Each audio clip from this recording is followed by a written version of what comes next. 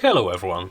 Today I'll show you how to change the game resolution in Far Far West.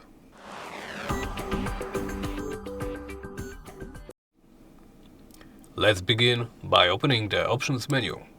From here, make sure you are in the Video tab. Here, as you can see, for me, resolution is grayed out.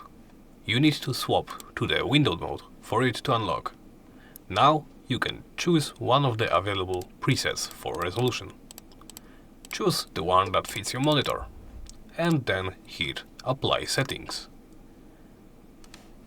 Once that's done, you can go back, and that's about it. Thank you for watching, and please remember to subscribe, comment, and like the video as well.